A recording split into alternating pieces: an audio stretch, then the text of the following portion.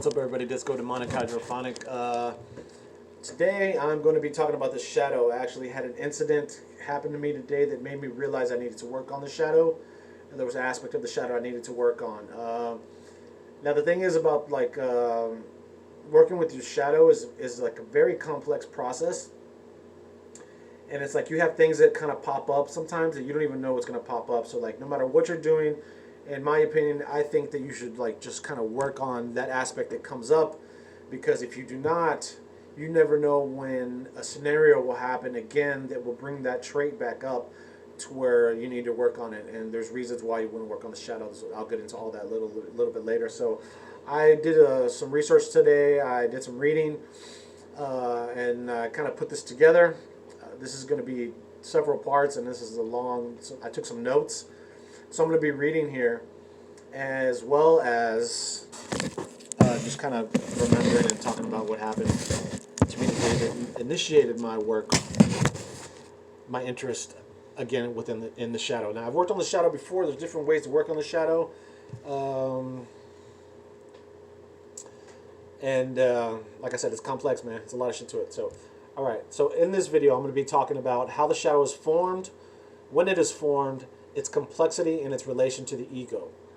All right, so that's all I'm going to say for now on that. Just I'm going to start from the beginning, which is a really good place to start. So when you were born, you don't have a mental framework to navigate through the world with or how this reality works, right? We don't know how this reality works, basically. All you basically have are your urges and instincts. The shadow always has to do with the ideas. So as babies, we don't have a shadow. So the shadow forms through ideas. As we get older, we start to form an identity. We learn our names, we learn what we look like, we learn what part of us, what is a part of us, and what is a part from us. We learn what we like, what we don't like, and this web of concepts begins to form an identity. As we develop, we learn to apply more complex aspects of what an identity is by thinking things like, I'm a good person, I'm a humble person, I'm a peaceful person, etc. Whatever it is you want to identify, however you identify yourself. And as we begin to form this identity, we tend to push away or distance ourselves from anything that does not coincide with this identity as we believe. This could be factual or completely false, depending upon how we were raised, what we see in different forms of like media, like social media, movies, social interactions, teachers, family, etc. So what happens to all these thoughts and emotions that that are created when we push away the things that we see as bad or things we don't want to identify with or not, is we create the shadow. That's when we create the shadow, when we push these things. That's what creates the shadow.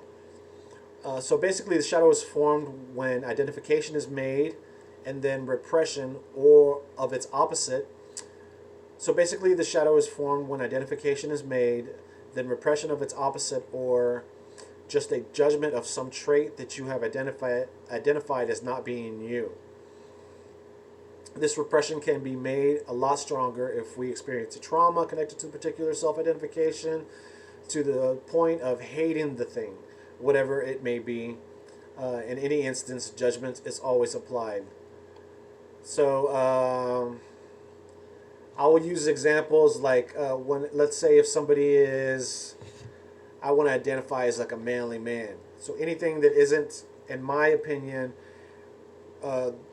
based upon social structures like parents or whatever, blah, blah, blah, parents, grandparents, whatever, my friends on social media, whatever doesn't resonate with what I am taught and learned that I see as a man, then I will push it away from myself.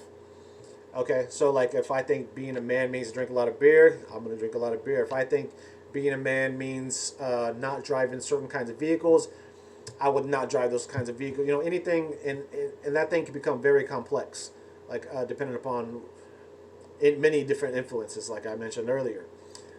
So now that we know what a shadow is and how it's formed, like what problems can manifest from an overactive shadow. So for me as an occultist, one of the things I'm always working on is expanding my awareness, and with, oh shit, And with the shadow, this is that is too overpowering. I am unable to do that. So with an overactive shadow, your awareness is not.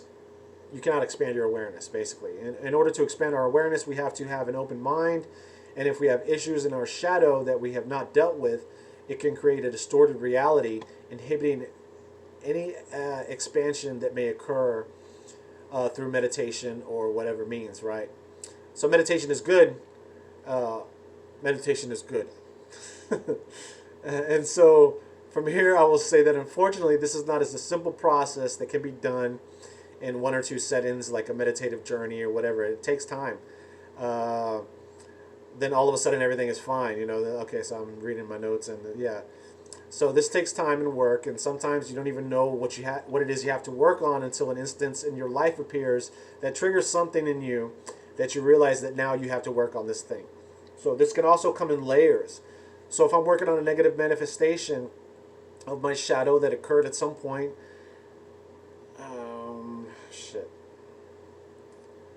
At some point in the day, possibly when I go into my meditation to confront this issue, it can be linked to many other things that I didn't even know it was linked to, and I have to work on those layers as well as identify them. So an example for me, okay, so today,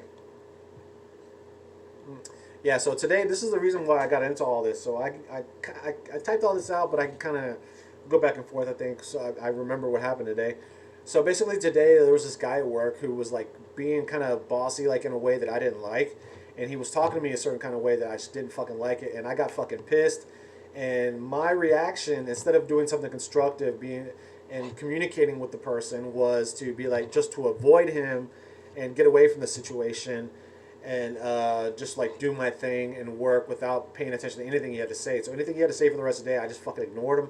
And then I started thinking to myself, why did I do this? And this is like a mechanism that I developed, because like my initial reaction would be, I know I speak about this, I probably mentioned on here before, like, I'm gonna fight that motherfucker, I'll stab that motherfucker. Like, you get, like, quickly I just turn into this, like, my reaction is gonna be like, well, fuck him, let's go. You know what I'm saying? So it's like, I started thinking to myself, where did this come from? So what where I identified this coming from was like from my past, being a point where, like, when I was in prison and being on the streets, if somebody does something you don't like and you say something, you never know how they're going to react. So you always prepare for the worst case scenario. So the worst case scenario is they're going to fucking try to kill you. So you got to kill them first or whatever, right? I'm not saying I killed a bunch of people. That's not what I'm saying. But I'm saying, like, you want to be ready for any situation. So this, like, you're kind of ready for whatever, at least fighting or whatever, like fist fights or whatever, So you're ready for this, or his homeboys are going to jump in or whatever, or some dude's just bored and they want to jump in and they know him better than you or whatever. You know what I'm saying? You have to be ready for any situation. So in order to be ready for any situation, you have to be ready for the worst situation. And on the streets. Actually, I think that could apply to many aspects of life. So that's how I kind of got that, like, so when I came home, like, I was just thinking to myself, like, all this stuff was going through my mind. I decided to start working on, like, aspects of the shadow, and, like, what did he say that actually, like pissed me off, like, what pissed me off about what he said and everything. And then I started getting into, like, the more complex aspects of everything, because him telling me what to do also kind of relates to the streets. And if anybody tells you what you can't, I've lived my life, like, I don't like people telling me what to do already. So I already have issues with that. You know what I'm saying? So it's like, I don't mind people telling me what to do as long as it's in a respectful way. And he probably didn't mean anything by it, but I took it that way because of upbringing and culture. So it could just turn into a bunch of different stuff. So it could intertwine. So basically, working with the shadow is like a very complex computer system that, like, all these tabs are linked together. All these all these links are just, everything is linked, and you don't ever know how it's going to link to whatever. So you get to a certain aspect. Now I've just identified why this would piss me off. And then I go in there, then all of a sudden I remember something that happened or whatever, right? So it's a complex thing. So when working with the shadow, um, the thing is about the shadow is like, okay, so here at the end, I wrote, so your ego and your shadow are like the sun and the moon. You cannot have one without the other. Uh, Basically, if you have an ego, you have a shadow. If you have a shadow, you have an ego. You cannot go into a meditation and like wrestle with your ego and then kill your ego, and then all of a sudden you don't have an ego anymore. That's not how it works. It's a very complex. Uh, the only people who do not have a shadow aspect or egos are those who are already enlightened. So you expand your awareness when you're becoming enlightened, and when you're completely enlightened, I'm speaking as if I'm enlightened. I've experienced enlightenment a couple of times, and nothing bothers you when you're like you feel enlightened, and you can come back from being like at a certain amount of enlightened, I guess, because I've been enlightened twice, and the first time was very short, and the second time lasted longer. But within that, like it lasted around a month. But within that month, everything just like rolled off like water on a duck's back. You know what I'm saying? Like nothing bothered me. It was like everything was just whatever. It was just like the experience. I would see it as my expanded consciousness. I could relate to people better, so much better.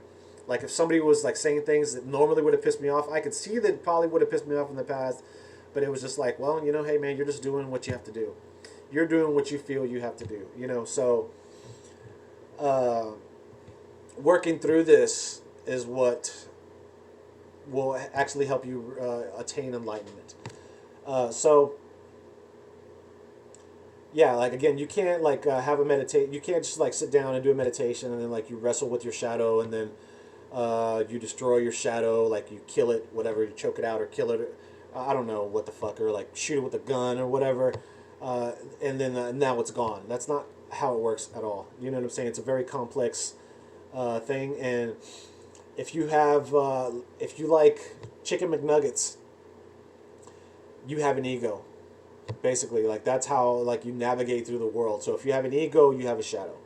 So this is going to be the first installment of this. This is a very complex thing, and I've studied this before. And like you know, there's different layers of knowledge, man. And like this is like the first layer. Like you go in and you forgive yourself for stuff, and those are good exercises to do.